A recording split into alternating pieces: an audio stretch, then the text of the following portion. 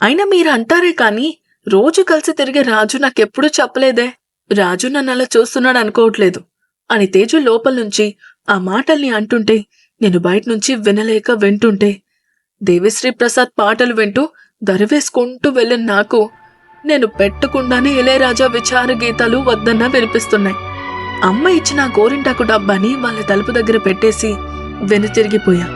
నాకు గుర్తున్న విచార గీతాలన్నీ వెనువెంటనే వద్దన్నా వినిపిస్తుంటే కాదల్లేక వింటూ మెల్లగా స్నేహితుడి ఇంటికి వెళ్ళాను. వాడితో చెప్పుకొని బాధపడి ఇంటికి చేరుకున్నాను.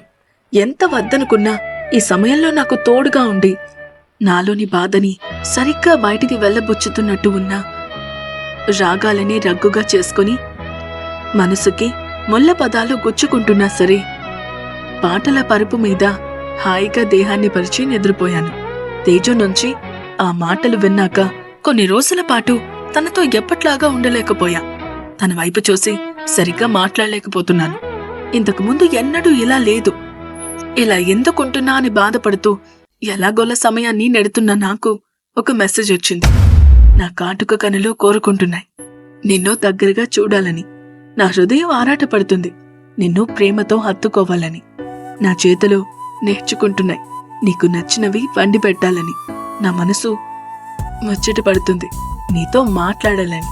పెరిగిదాన్ని కాదు, అయినా ప్రాణం పోయేలా ఉంది ప్రేమించవేమోనని. ఐ లవ్ యూ రాజు. నీకు కూడా ఇష్టమైతే ఐ లవ్ యూ టు అని రిప్లై ఇవ్వు. మనం కలుసుకోవటానికి ఒక్క చోటు చెప్తా అని తెలియని ఒక కొత్త నెంబర్ నుంచి మెసేజ్ వచ్చింది.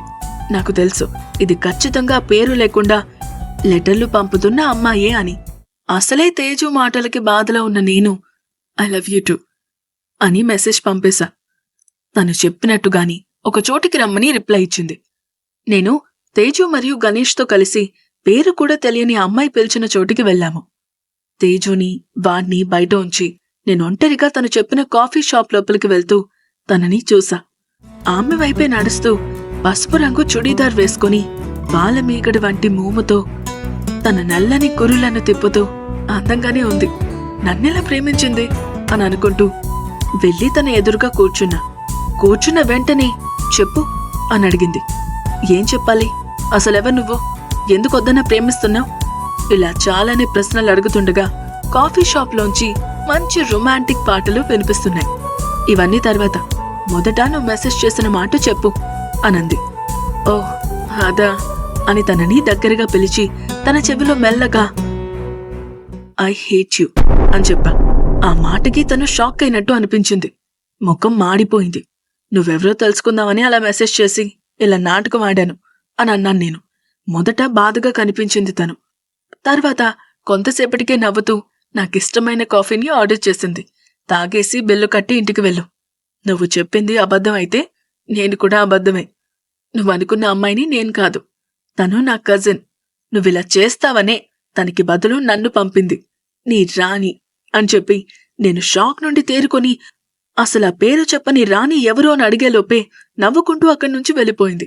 నాతో పాటు వచ్చిన నా స్నేహితుడు ఇదంతా చూసి ఎవర్రా ఈ జగత్ కిలాడి అని నన్ను చూసి పడి పడి నవ్వుకున్నాడు.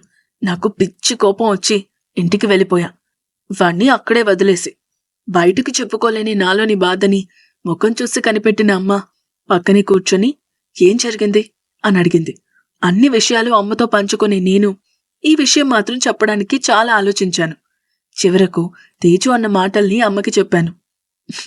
ఒరే పిచ్చోడా, తేజు నిన్ను స్నేహితుడు అనే కదా అంది. అన్నయ్య అని అనలేదుగా అని అమ్మ అంటుంటే నాకెక్కడో లాజిక్ ఉన్నట్టే అనిపించింది. నేను కూడా హైదరాబాద్లో చదువుకునే రోజుల్లో మీ నాన్నని మొదట తేజులానే అనుకున్నా. కాని ఎప్పుడు నిజమైన ప్రేమ స్నేహం నుంచే మొదలవుతుంది. నువ్వు దిగులు పడకు. తను అన్నట్టే మొదట జీవితంలో స్థిరపడటం కోసం ఆలోచించు. మంచి జాబ్ తెచ్చుకో. అప్పుడు తనకి నీ ప్రేమ విషయం చెప్పు. నాకు నమ్మకం ఉంది, ఖచ్చితంగా తను ఒప్పుకుంటుంది. అమ్మ చెప్పిన మాటలకి ఇచ్చిన ధైర్యానికి నాలో కొంచెం కొంచెంగా సౌండ్ పెరుగుతూ చెవిలో మంచి మంచి మణిశర్మ మెలడీ పాటల ప్రవాహం వినిపించడం మొదలైంది. అమ్మ ఇచ్చిన ధైర్యంతో తేజు ఇంక నాదే, ఇంక ఎవ్వరూ దాన్ని మార్చలేరు అనుకున్నా. ఆ పేరు చెప్పని అమ్మాయి ఎన్ని విధాలుగా ప్రయత్నించినా ఇక నేను పట్టించుకోవటం మానేశాను. అయినా సరే కనుల ముందుకు రాకుండా తన ప్రేమను ఒప్పుకోనేమో అనే భయంతో పిరికిది ప్రేమిస్తూనే ఉంది. తేజు నేను కలిసి ఎప్పట్లానే కాలేజ్కి వెళ్ళాం. తేజు లైబ్రరీలో పుస్తకం పట్టుకుని పేజీలు తిరిగేస్తూ ఏదో చదువుకుంటుంది. నేను కూడా ఒక పుస్తకం తీసి పట్టుకున్నా, కానీ చదవట్లేదు. నేను చేత్తో పేజీలు తిప్పుతూ కళ్ళతో తేజు అందాన్ని తిలకిస్తున్నా. గాలికెగురుతున్న కురులు, మెల్లగా మర్దనా చేయించుకుంటున్నా పళ్ళ మధ్య ఉన్న పెదాలు, నల్లటి కాటుక కనుల కదలికలు చూస్తూ చూస్తూ నా కనులు రెప్ప వేయటం మర్చిపోయాయి. అలా చూస్తూ ఉండగా ఉన్నట్టుండి తలెత్తి నన్ను చూసేసింది. రెప్ప వేయటం మర్చిపోయిన కళ్ళు అటూ ఇటూ చూస్తూ పారిపోవటానికి ప్రయత్నిస్తున్నాయి. ఏం చేయాలో తెలియక నవల పుస్తకం చూపించి పిచ్చి సందేహాలు అడిగా నేను. తేజు అదోలా చూసింది. ఇంతలో మా ఇద్దరిని ప్రిన్సిపల్ గారు పిలుస్తున్నారు అని చెప్పడానికి గణేష్ రావటంతో ఊపిరి పీల్చుకున్నాను. ఈ వారం చివర్లో కాలేజ్ వార్షికోత్సవం వేడుకలున్నాయి. అవవ్వగానే మీరు వైజాగ్కి బయలుదేరాల్సి ఉంటుంది. ఇది మీ కెరీర్కి చాలా ముఖ్యం. బాగా చదివి సిద్ధమవ్వండి అని ప్రిన్సిపల్ గారు చెప్పారు. సరే అనుకుని మేం కలిసి చదువుకొని ఇంటర్వ్యూకి సిద్ధమయ్యాం. ఎలా అయినా ఈ ఇంటర్వ్యూలో జాబ్ సంపాదించి తనకు నా మనసులోని మాట చెప్పి ఒప్పించాలనుకున్నాను. ఆ వారంలో చివరి రోజు కాలేజ్ వార్షికోత్సవ రోజు. నేను ఎప్పట్లానే బండి మీద కాలేజీకి వెళ్ళటానికి తేజు వాళ్ళ ఇంటికి వెళ్లి తన కోసం గేట్ దగ్గరే ఎదురు చూస్తున్నా. తేజు ఇంటి లోపల నుంచి మెల్లగా అడుగులో అడుగు వేసుకుని ఎర్రని చీర యొక్క సన్నని అంచును సర్దుకుంటూ నడుచుకొని నా వైపే వస్తుంటే నా అంతరాత్మ నా నుంచి బయటకొచ్చి తన దగ్గరికి వెళ్లి తన చెయ్యి పట్టుకుని ఒక యువరాణిని పుష్పక విమానం ఎక్కిస్తున్నట్టుగా అనిపిస్తుంది. రాజు, వెళ్దమ్మా అని బండి వెనక కూర్చున్న తేజు గట్టిగా అరిచేసరికి ఉలిక్కిపడి సరే అని బయలుదేరా. వెళ్తూ దారిలో ఇంతకు ముందు తనని చీరలో చూసినా ఏం అనిపించేది కాదు. ఇప్పుడేంటిలా?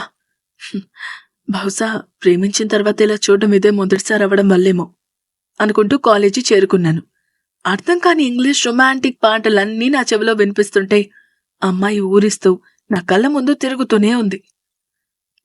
చూపించకుండా చూపిస్తున్న ఆమె నడుము నన్ను చాలా ఇబ్బంది పెట్టింది. కళ్ళు ఆమె వైపు నుండి తిప్పనీయకుండా చేసేసింది. ఒక్క క్షణం ఎటైనా పోదామంటే పాదం కదల్లేదు. ప్రతి క్షణం వద్దు వద్దు అనుకుంటూనే చూపు తన మీద నుంచి మార్చడానికి నాతో నేను యుద్ధం చేస్తూ ఓడిపోయాను. హార్మోన్ల ప్రభావం కూడా పడినట్టుంది. పరువాన్ని ప్రార్థించకుండా ఉండలేకపోయాను. అయ్యో, నేను మాత్రమే చూడాల్సిన అందాన్ని అందరూ చూస్తున్నారేమో అని నా లోపలెక్కడో అగ్నిపర్వతం మెల్లగా బద్దలవ్వటం మొదలైంది. కాలేజ్లో రోజంతా నాకు ఇలానే గడిచింది. సాయంకాలం కొంచెం చీకటి పడ్డాక తేజు నేను బండి మీద ఇంటికి బయలుదేరాం. దారి మధ్యలో పెద్ద వాన మొదలైంది. బండిని పక్కన ఆపి ఒక చెట్టు కింద నిల్చున్నామిద్దరం. ఆమె చీరలో ప్రేమించిన అమ్మాయి. తడిచి తడవని బట్టల్లో పక్కనే ఉంది. చుట్టూ వర్షపు చినుకులు పడుతున్నాయి. చల్లని గాలి మా వైపే వీస్తుంటే లోపల వేడి పెరిగిపోతోంది. నాకు నేను సర్ది చెప్పుకుని ప్రశాంతంగా ఉండటానికి ప్రయత్నిస్తుంటే తెలిసి చేస్తుందో తెలియక చేస్తుందో తెలియట్లేదు, కానీ ఆమె నడుము నా చేతికి తగలినట్టు తగిలిస్తూనే ఉంది. కొంతసేపటికి నేను ఉండలేక తేజు నడుము మీద మెల్లగా భయపడుతూ చేయి వేసేసా. అంతే, ఆ క్షణం ఏం జరుగుతుందో నాకు తెలియలేదు. ఒక్కసారిగా మబ్బుల మధ్య మెరిసిన పెద్ద మెరుపు వెలుగు నుంచి తేజు ముఖం కోపంతో వణుకుతున్నట్లు కనిపించింది. తనని తాకిన స్పర్శ కూడా నాకు తెలియలేదు. ఇంతలో తేజు తన చేత్తో నా చెప్పును గట్టిగా తాకింది. ఈసారి స్పర్శ తెలిసింది. నాకు కళ్ళల్లోంచి నీళ్లు కూడా వచ్చేశాయి. తేజు, నేను నిన్ను ప్రేమిస్తున్నాను అని అప్పుడే చెప్దాం అనుకున్నాను, కానీ ఇది సరైన సమయం కాదనిపించి ఆగిపోయా. తనేం మాట్లాడకుండా మౌనంగా ఇంటికి వెళ్ళిపోయింది. కొంతసేపు అలానే వర్షంలో ఉండిపోయి నేను కూడా వెళ్ళిపోయాను. ఆ రోజు మొదలైన తన మౌనం మేము తర్వాతి రోజు వైజాగ్ బయలుదేరి 2 రోజులు రైలు బండిలో ప్రయాణించి వైజాగ్ ఏయుకి చేరుకున్నా సరే అలానే ఉంది. నేను ఎంత ప్రయత్నించినా తన మౌనం విడిచి మాట్లాడలేదు. చివరికి ఇంటర్వ్యూలో నుంచి జాబ్ సంపాదించా నేను. తేజు కూడా జాబ్ వచ్చిన సంగతి రాత్రి తెలిసింది. నేను ఆలస్యం చేయక నాకు జాబ్ వచ్చినట్టు తేజుకి అమ్మకి చెప్పేశా. నా ప్రేమ సంగతి రేపొద్దున్నే చెప్పేస్తాను. నన్ను ప్రేమిస్తున్నా ఈ పిరికి రాణి ఎంత బాధపడుతుందో. రేపటి కోసం ఎన్నో ఆశలు పెట్టుకున్నా. నువ్వు నా ప్రేమని అంగీకరిస్తావని అనుకుంటున్నా. I love you Teju. Raju డైరీలో ఇదే చివరి పేజీ. అదే యాక్సిడెంట్ అవ్వడానికి ముందు రోజు మొదటిసారి ఒకరికొకరు ఐ లవ్ యూ చెప్పుకుని కలుసుకున్నప్పుడే నేను వాళ్ళని విడదీసేశాను అని పవన్ కానిస్టేబుల్తో వాళ్ళు వెళ్తున్న పోలీస్ జీపులో ఇదంతా చెప్పి బాధపడుతున్నాడు. పవన్ కానిస్టేబుల్ని, "ఒకసారి మీ మొబైల్ ఇస్తారా సార్, నా వీణతో మాట్లాడతా" అని తీసుకొని వీణకి కాల్ చేశాడు. "హలో, నేను పవన్ని" అని అనగాని, "వీణ, ఎక్కడున్నా? ముహూర్తానికి టైం అయిపోతుంది. ఇది దాటితే ఇంక ముహూర్తాలే లేవంట, త్వరగా వచ్చే. ఐ లవ్ యూ పవన్" అని ఫోన్ పెట్టేసింది వీణ. కానిస్టేబుల్, "ఏంటయ్యా పవన్, నీ ప్రియురాలా? నీ కథ ఎప్పుడు చెప్తావు? ఇది అయిపోయాక నీ కథ చెప్పాలి మరి" అని. "హాస్పిటల్లో తర్వాత ఏం జరిగింది? వాళ్ళిద్దరూ కలిసారా?" అని అడిగితే పవన్ ఇలా చెప్పాడు. "నేను హాస్పిటల్ బయట ఒక డైరీ చదివి బాధపడుతూ ఉంటే ఇంతలో నర్స్ రాజు కళ్ళు తెరిచాడు అని చెప్పింది. నేను వెంటనే తనని చూడ్డానికి వెళ్ళాను. తను తేజుని అడుగుతున్నాడు. తేజు ఇంకా కళ్ళు తెరవలేదు. తేజుకేమీ కాలేదని చెప్పి కొంతసేపు రాజుతో మాట్లాడాను. నన్ను క్షమించమని అడిగాను. రాజు మాత్రం తేజు తన ప్రేమను ఒప్పుకుందని ఆనందంలోనే ఉన్నాడు. ఆ మాటని నాతో చెప్తూ ఉన్నాడు. అప్పుడు నేను, అసలు తేజు నువ్వు ఎలా కలుసుకున్నారు? ఎప్పటి నుంచి తనని ప్రేమిస్తున్నా అని అడిగా. అప్పుడు రాజు, తేజు వాళ్ళ అమ్మది ఆంధ్ర, వాళ్ళ నాన్న కేరళలోని గవర్నమెంట్ స్కూల్లో టీచర్. మా అమ్మగారు కూడా అదే స్కూల్లో టీచర్. మా నాన్న అమ్మని కాలేజ్లో ప్రేమించి ఆంధ్ర నుంచి మా అమ్మ ఊరికే వచ్చేశారు. తేజు వాళ్ళ అమ్మ నాన్నలది కూడా లవ్ మ్యారేజ్. నేను తేజు చిన్నప్పటి నుంచి కలిసే చదువుకున్నాం. నాకు మా అమ్మ అంటే చాలా ఇష్టం.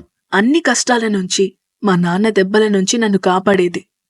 తేజు కూడా అలానే నేను ఆకతాయిగా ఉన్నా సరే తప్పుదారి పట్టకుండా గొడవల నుంచి, స్కూల్లో టీచర్ల నుంచి, కాలేజ్లో ప్రొఫెసర్ల నుంచి ఎప్పుడూ కాపాడుకుంటూ వచ్చేది. ఒక సందర్భంలో అమ్మలోని ప్రేమ నాకు తేజులో కనిపించింది. అప్పటినుంచి నేను తేజుని ప్రేమిస్తూనే ఉన్నాను.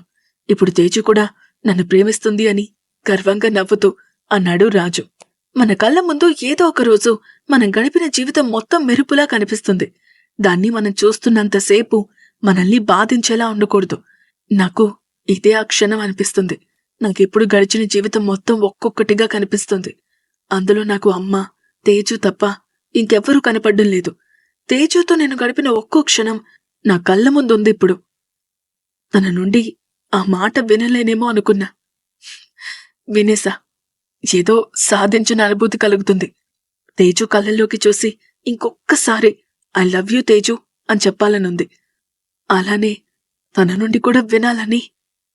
అవే రాజుకి చివరి మాటలయ్యాయి. పవన్ కానిస్టేబుల్తో ఇదంతా చెప్పి బాధపడుతుంటే కానిస్టేబుల్ కళ్ళల్లోంచి నీళ్లు కారుతున్నాయి.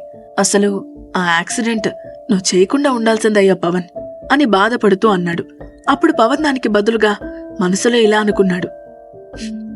మీరన్నది నిజమే సార్. నిజానికి ఆ రోజు యాక్సిడెంట్ అయినప్పుడు డ్రైవర్ సీట్లో ఉన్నది నేను కాదు, వీణ. ఊహించనిది, ఊహకు అస్సలు అందనిది జరిగిపోయింది.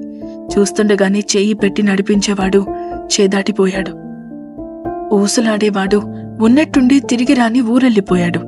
అందరికీ ధైర్యం చెప్పే నాకు నా ధైర్యం దూరం అయిపోయింది. వాడు లేకుండా ఉండగలుగుతున్నా అంటే నాకే ఆశ్చర్యంగా ఉంది.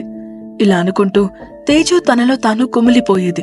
తేజుకి యాక్సిడెంట్ వల్ల తన శరీరానికి తగిలిన గాయాలు కొద్దిగా నయమైనా రాజు తన చుట్టూ లేకపోవడం వల్ల తన మనసును కమ్మిన చీకటి మాత్రం పోవట్లేదు.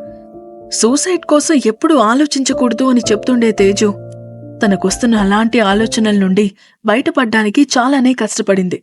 మొత్తానికి రాజు జ్ఞాపకాలతోని జీవితం సాగించాలని, ఇక తన లైఫ్లోకి ఇంకెవరూ వద్దు అని, జీవితాంతం ఇలా ఒంటరిగా రాజుని తలుచుకుంటూ ఉండిపోదామని ఒక అమ్మాయి తీసుకోలేని నిర్ణయం తీసుకుంది. రాజుతో కలిసి చేద్దామనుకున్న కొన్ని పనులను తను పూర్తి చేయాలనుకుంది. తన ఆలోచనల్లో రాజు ఎప్పటికీ ఉంటాడని, జీవితాన్ని ముందుకు సాగించాలని తనకి తాను చెప్పుకొని ఇంటర్వ్యూలో తనకు వచ్చిన జాబ్లో చేరుతుంది. అలా హైదరాబాద్లోని ఒక సాఫ్ట్వేర్ ఉద్యోగం చేస్తూ ఉంటుంది. అక్కడ ఝాన్సీ అనే అమ్మాయి తేజుకి పరిచయం అవుతుంది. ఒకరోజు ఝాన్సీ చాలా దిగులుగా కనిపించడంతో "ఎందుకు అలా ఉన్నావ్?" అని అడుగుతుంది తేజు. అప్పుడు ఝాన్సీ ఇలా అంటుంది.